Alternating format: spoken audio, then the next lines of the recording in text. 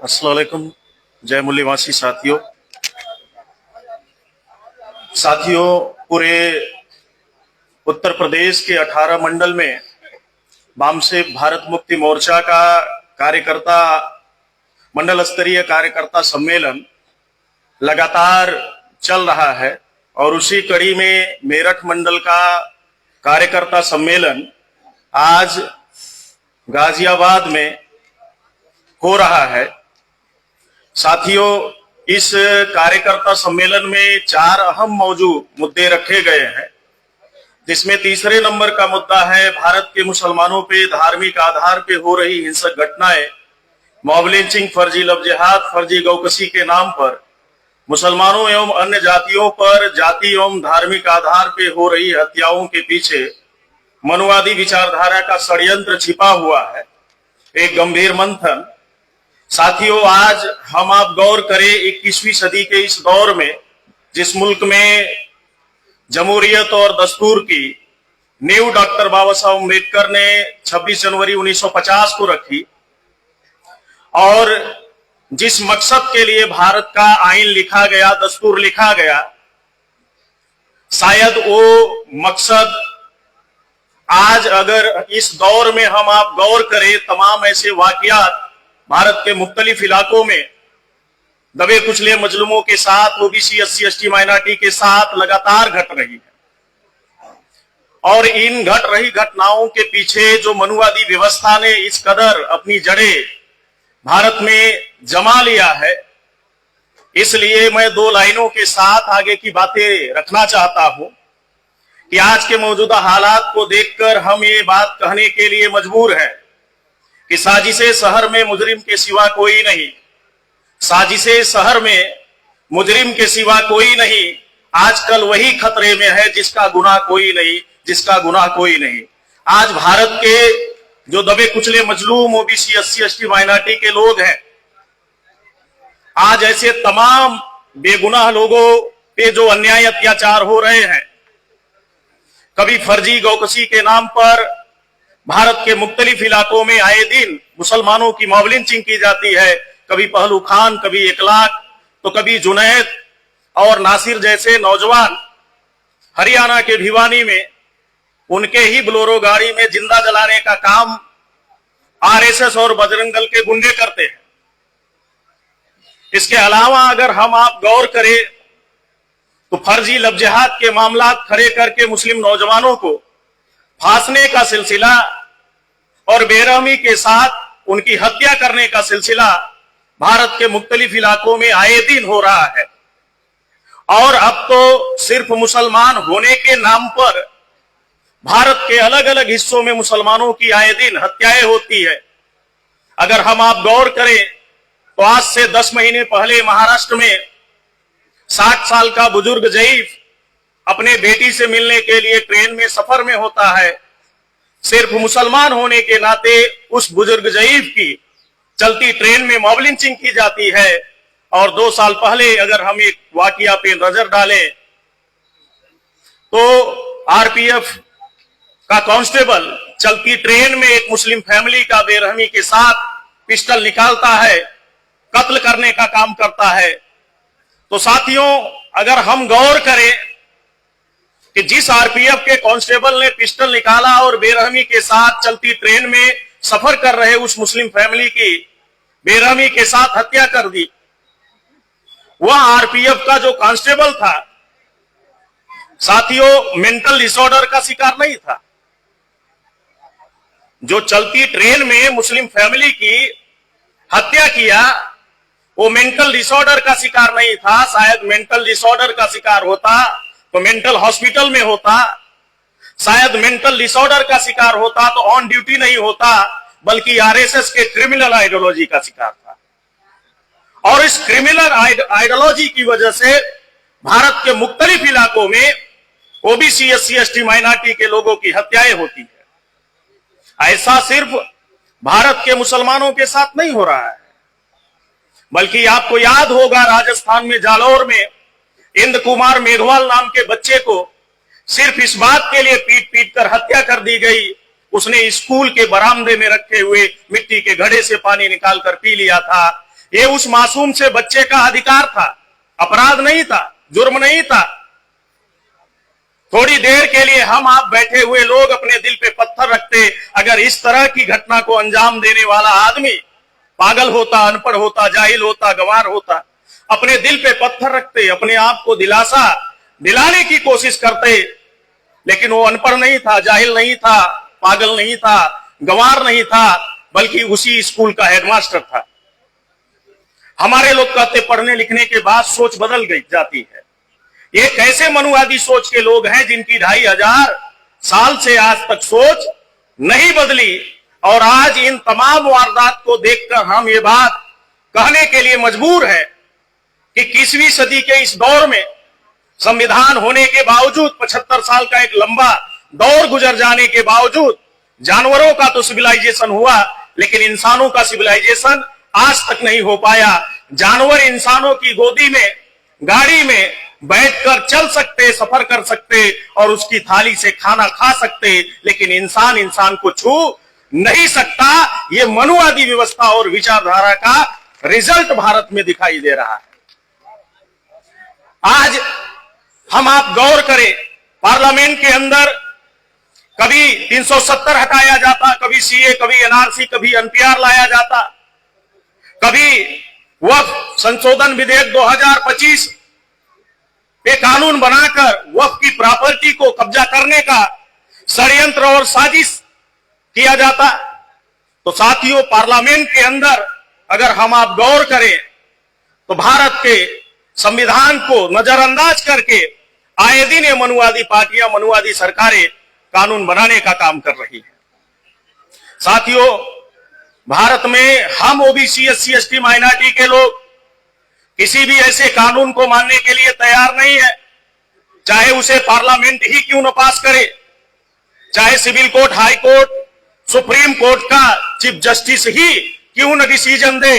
अगर वो संविधान के मूल सिद्धांतों के खिलाफ जाकर फैसले देते हैं तो हम उसे मानने के लिए तैयार नहीं है, क्योंकि इस देश में हम ओबीसी, एससी, एसटी, माइनॉरिटी के लोगों को याद रखना होगा कि इस देश में पार्लियामेंट सुप्रीम नहीं है, इस देश में civil court, high court, supreme court supreme नहीं है, और सुप्रीम कोर्ट में बैठे हुए जजेस और chief justice of India supreme नहीं है। अगर सुप्रीम है तो भारत का कॉन्स्टिट्यूशन सुप्रीम है, भारत का संविधान सुप्रीम है, और संविधान के खिलाफ जाकर अगर कोई फैसले, कोई कानून अगर संसद के अंदर बनाए जाते हैं और न्यायपालिका के अंदर कोई ऐसे फैसले दिए जा रहे हैं तो हम उसे मानने के लिए तैयार नहीं है।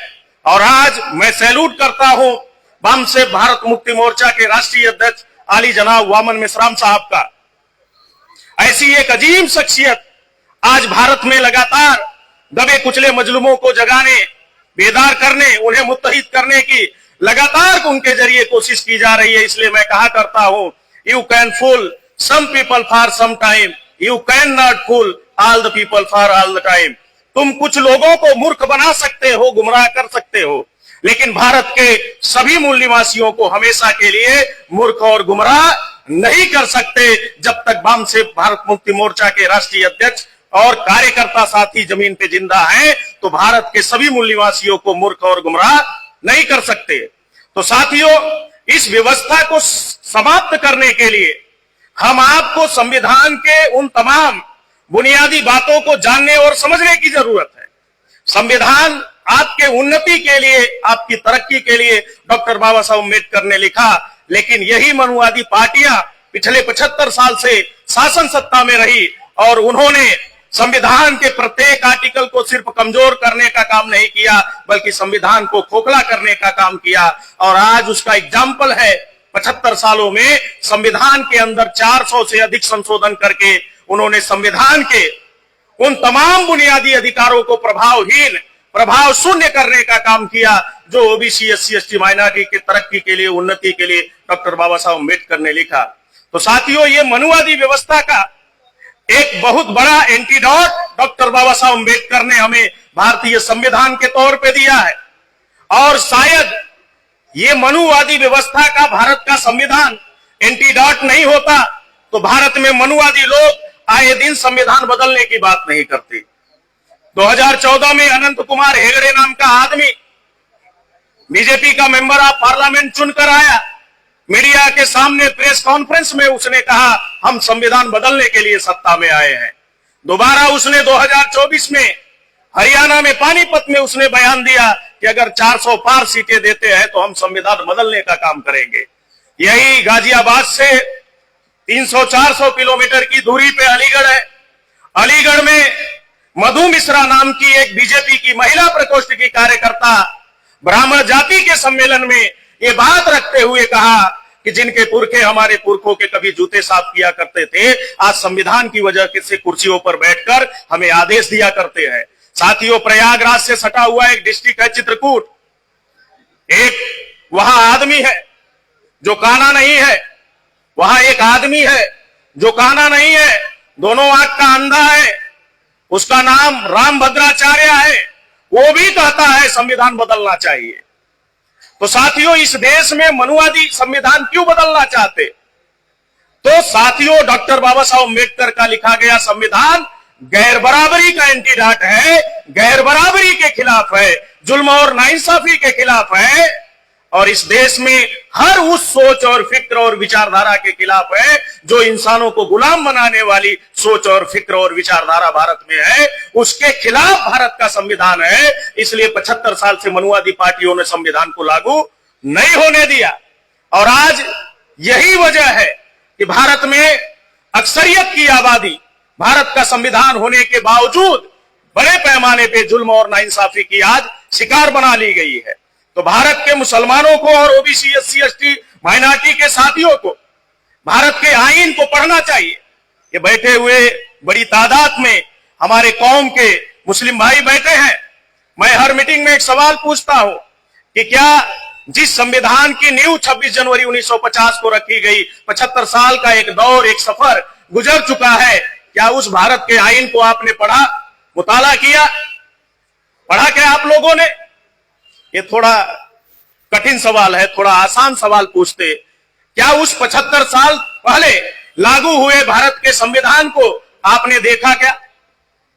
आपने पढ़ा नहीं, आपने देखा नहीं, वो संविधान बदलने की बात कर रहे हैं। साथियों, भारत का संविधान हम ओबीसी, एससी, एसटी, माइनॉरिटी के लिए उतना ही महत्वपूर्ण है जैसे पूरे पृथ्वी का सेफगार्ड ओजोन परत है। जिस दिन ओजोन परत नष्ट हो जाएगा उस दिन पृथ्वी से जीवन का अस्तित्व हमेशा के लिए समाप्त हो जाएगा। उसी तरह से ओबीसी, एससी, एसटी, माइनॉरिटी का सेफगार्ड यानी सुरक्षा कवच भारत का संविधान है। अगर भारत का संविधान हम आपका सुरक्षा कवच है तो उसकी रक्षा करना, उसकी सुरक्षा करना हम आपकी जिम्मेदारी है। और इस दिशा में अगर हम आप पहल करेंगे तो तब्दीली आएगी। नहीं तो यही हश्र होगा कि हम ही को कातिल कहेगी दुनिया, हमारा ही कत्लेआम होगा, हम ही कुएं खोदते फिरेंगे और हम ही पे पानी हराम होगा। अगर यही जहनियत रहेगी इस दुनिया की, अगर यही जहनियत रहेगी इस दुनिया की, तो ना इस सदी में कोई अब्दुल हमीद होगा, ना कोई अब्दुल कलाम होगा। तो साथियों, ये हम उन पुरखों की संतानें हैं जो गोरे अंग्रेजों के खिलाफ सबसे बड़ी जंग आजादी में कुर्बानी देने वाले उन पुरखों की औलादे हैं, संतानें हैं। तो इस देश में जुल्म और नाइंसाफी के खिलाफ भारत के आईन के दायरे में रहकर और वामशेष भारत मुक्ति मोर्चा के नेतृत्व में हम आपको खड़े होकर अपने अधिकारों की लड़ाई लड़ने की जरूरत है।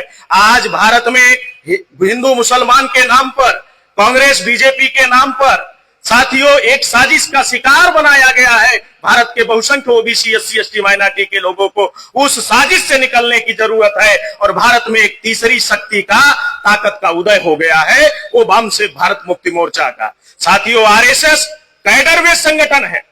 कैडरवेज संगठन को अगर आप रोकना चाहते हो तो काउंटर कैडरवेज संगठन देश में खड़ा करना होगा। और आज ओबीसी, एससी, एसटी, माइनॉरिटी का कैडरवेज संगठन वाहिद कोई कैडरवेज संगठन है देश भर में तो वामशेष भारत मुक्ति मोर्चा है। साथियों, आरएसएस एक आइडियोलॉजिकल संगठन है, वैचारिक संगठन है। आइडियोलॉजी की काट आइडियोलॉजी है, विचारधारा की काट विचारधारा है, वेपन नहीं है, हथियार नहीं है।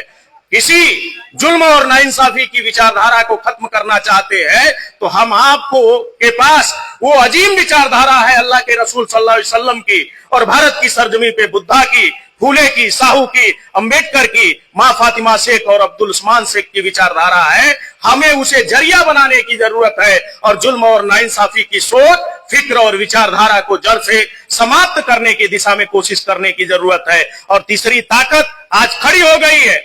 आपको इस बात का महसूस हो या ना हो, जब सीए एनआरसी मोटा भाई छोटा भाई दिन रात जो है लगे हुए थे, तो भारत में कोई भी राजनीतिक संगठन सामने नहीं आया। एक वाहिद संगठन वामशेप भारत मुक्ति मोर्चा के राष्ट्रीय अध्यक्ष 29 जनवरी 2020 को साथियों सीए एनआरसी के मसले पे भारत बंद करने का काम किया और यह कहते हुए भारत बंद का ऐलान किया कि अगर एक बाप की जायज औलाद है सीए एनआरसी करने वाले लोग, तो हम भी चाहते हैं 100% भारत में सीए एनआरसी हो, लेकिन कागज के आधार पे नहीं। कागज तो खो सकता है, गुम हो सकता है। हम भी चाहते हैं जो हजारों साल की घुसपैठिए हैं वो भारत से बाहर जाने चाहिए। कागज के आधार पे नागरिकता तय करने के बजाय डीएनए के आधार पे नागरिकता तय करो, हम तैयार हैं। और मेश्राम साहब ने कहा भारत के मुसलमानों को तो घबराने की जरूरत नहीं है। आज भी उनके कब्रिस्तानों में हजारों साल की जो उनके बुजुर्गों की कब्रें हैं, वो हजारों साल का डीएनए का दस्तावेज जिंदा है, उन्हें कहीं ढूंढने की जरूरत नहीं है। भारत के मिट्टी में भारत के मुसलमानों का डीएनए जिंदा है, उन्हें कहीं खोजने की जरूरत नहीं है। तो आने वाले दिनों में अगर ये व्यवस्था बदलेगी तो इस देश में नागरिकता तय करने का आधार कागज नहीं होगा बल्कि डीएनए होगा। और जो हजारों साल के विदेशी घुसपैठिए हैं उनको जरूर विदेशी का सर्टिफिकेट मिलेगा। नागरिकता तय करने का आधार कौन देशी है और कौन विदेशी है वो जेनेटिक रिश्ता तय करेगा साथियों, डीएनए का रिश्ता तय करेगा। और आज 21 मई 2001 को डीएनए ने, टाइम्स ऑफ इंडिया की खबर में डीएनए ने साबित कर दिया भारत में कौन देशी है और कौन विदेशी है, ये बताने की जरूरत नहीं है। इसी दिल्ली के अंदर जब अनुराग ठाकुर ने और इसी दिल्ली के अंदर आपको याद होगा नबी के शान में गुस्ताखी किया बीजेपी की राष्ट्रीय प्रवक्ता नुपुर शर्मा ने, तो पूरे देश भर में 25 जून 2022 को राष्ट्रीय स्तर पे अल्लाह के रसूल सल्लल्लाहु अलैहि वसल्लम के शान में गुस्ताखी के मामले को लेकर देश भर में आंदोलन और ज्ञापन का कार्यक्रम वामशेप भारत मुक्ति मोर्चा के कार्यकर्ताओं ने किया। साथियों, यह कहते हुए किया कि ये नुपुर शर्मा का बयान सिर्फ नबी के शान में गुस्ताखी का मामला नहीं है बल्कि देश की एकता और अखंडता को खंडित करने वाला बयान है। देश भर में ज्ञापन देने का काम किया। और जब जुनैद और नासिर के साथ घटना घटी हरियाणा में, तो साथियों पूरे देश भर में उस मॉब लिंचिंग के खिलाफ आंदोलन करने का काम किया गया। साथियों, आपको याद हो या ना हो, 6 अक्टूबर 2022 को 10 ओबीसी SC ST माइनॉरिटी के मुद्दों के साथ आज भारत में जो तीसरी ताकत है 4.5 लाख लोगों के साथ मेश्राम साहब ने आरएसएस के हेडक्वार्टर का घेराव करने का काम किया। पुलिस कमिश्नर ने परमिशन नहीं दी, नागपुर बेंच की हाई कोर्ट ने परमिशन नहीं दी। मेश्राम साहब ने कहा ये अभिव्यक्ति के आजादी का आर्टिकल 19 का अधिकार हमारे बाप डॉक्टर बाबा साहब अम्बेडकर ने दिया। बोलने की आजादी और अपने हक के लिए आवाज उठाने की आजादी हाई कोर्ट और जो है नागपुर के कमिश्नर छीन नहीं सकते, सुप्रीम कोर्ट और पार्लियामेंट नहीं छीन सकती। उसके खिलाफ सबसे बड़ा मोर्चा साथियों नागपुर की सरजमी पे 4.5 लाख लोगों का निकाला और उसमें 10 मुद्दे शामिल थे। पहले नंबर का मुद्दा था ये देश नरेंद्र मोदी नहीं चला रहा है बल्कि मोहन भागवत चला रहा है। दूसरे नंबर का मुद्दा शामिल था कि ये जनता के वोटों से चुन के नहीं आ रहे हैं बल्कि ईवीएम में घोटाला करके ईवीएम के नाजायज सरकार है। तीसरे नंबर का मुद्दा था इस देश में सभी जातियों की जाति आधारित जनगणना की जाए और उनकी आबादी के मुताबिक उनको भागीदारी दिया जाए। चौथे नंबर का मुद्दा था गोधरा में 11 ब्राह्मणों ने बिल्किस बानो के साथ दरिंदगी की। उन दरिंदे ब्राह्मणों को गुजरात हाईकोर्ट का जो मनुवादी चीफ जस्टिस था उसने छोड़ने का काम किया। उन्हें दोबारा जेल में डाला जाए और फांसी की सजा दी जाए। इन मुद्दों के साथ आंदोलन आरएसएस के हेडक्वार्टर का घेराव किया। उसके 2 महीने बाद सुप्रीम कोर्ट ने दोबारा आर्डर निकाला, उन 11 ब्राह्मणों को जेल में डालने का काम किया। तो साथियों इस देश में एक तीसरी ताकत खड़ी हो गई है। हम आपको पहचानने की जरूरत है और इस कारवां से जुड़ने की जरूरत है और इसे कामयाब बनाने की जरूरत है। किसी शायर ने बखूब कहा है कि घर वसूलों पर आंच आए तो टकराना जरूरी है, घर वसूलों पर आंच आए तो टकराना जरूरी है, जिंदा है तो जिंदा नजर आना जरूरी है। चे गुवेरा एक क्रांतिकारी है, दार्शनिक है, वो कहा करते हैं कि कुछ लोग इस खौफ से जंगे मैदान में नहीं उतरे कहीं हमें मौत ना आ जाए। तो साथियों वो आगे कहते कि कब्रिस्तानों में हमने ऐसे लोगों की भी कब्रें देखी है, कब्रिस्तानों में हमने ऐसे लोगों की भी कब्रें देखी है जो इस खौफ से मैदान में नहीं उतरे कहीं हमें मौत ना आ जाए। मौत बरहक है, वो आएगी। हर जानदार इंसान को और हर जानदार चीज को मौत का मजा चखना है, जन्म ही मृत्यु का कारण है। तो साथियों इस बात को हम आपको समझने की जरूरत है, जिस मकसद के लिए हम आपको दुनिया में खुदा ने पैदा किया और जिस मकसद के लिए हम उन तमाम मसावात के मानने वाले और मसावात की लड़ाई लड़ने वाले महापुरुषों को मानते हैं, उनके उस उद्देश्य और मकसद को पूरा करने के लिए हमें जान की भी बाजी लगानी पड़ेगी तो लगाएंगे, लेकिन ये लड़ाई लड़ी जाएगी।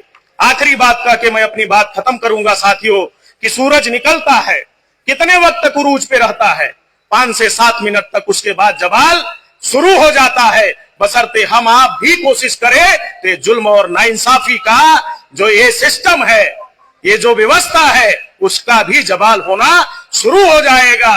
और मैं यहां बैठे मुस्लिम साथियों को अपील करना चाहता हूं कि बम से भारत मुक्ति मोर्चा के कारवां से जुड़िए और इस देश में जो ओबीसी SC ST माइनॉरिटी के लोग हैं, जिन्हें आपस में जो उनकी ऐतिहासिक सच्चाई है, डीएनए के आधार पे हम भाई हैं, भारत के मूल निवासी है, इस बात का एहसास कराने का काम भारत में कोई तंजीम, कोई संगठन करता है तो वाहिद तंजीम है बम से भारत मुक्ति मोर्चा। मेश्राम साहब कहा करते कि जैसे सबका मालिक एक है तो सबका दुश्मन भी एक है, और हम ही बैठे हुए ओबीसी SC ST माइनॉरिटी के लोग भारत के मूल निवासी है। इसलिए मैं कहा करता हूं कि शेरनी की नस्लें कभी सियार पैदा नहीं करती, शेरनी की नस्लें कभी सियार पैदा नहीं करती, हम मूल निवासियों की माए कभी गद्दार पैदा नहीं करती। आज इस देश की संपत्ति को लूट कर भागने वाले जो लुटेरे हैं, कोई नीरव मोदी है, कोई सुशील मोदी है, कोई मेहुल चौकसी है, कोई विजय माल्या है और ढेर सारे मित्रों के मित्र हैं। हमें गर्व है, फक्र है, उसमें एक भी ओबीसी का आदमी नहीं है, एक भी आदिवासी नहीं है और एक भी पिछड़ी जाति का और शेड्यूल कास्ट का आदमी नहीं है और एक भी मुस्लिम, सिख, ईसाई, बौद्ध, लिंगायत, क्रिश्चियन नहीं है। इसलिए मैं कहा करता हूं कि शेरनी की नस्लें कभी सियार पैदा नहीं करती, हम मूल निवासियों की माए कभी गद्दार पैदा नहीं करती, भेड़ियों की ताकत से चीते मरा नहीं करते, मोहम्मद और भीम के दीवाने किसी से डरा नहीं करते, किसी से डरा नहीं करते। डरने की जरूरत नहीं है, हक और सच बात कहने की जरूरत है। ऐसा आप करेंगे और इस कारवां से जुड़कर इस आंदोलन को आगे बढ़ाएंगे। आपने मेरी बात सुना, इसके लिए आभार, धन्यवाद। जय मूल्यवासी।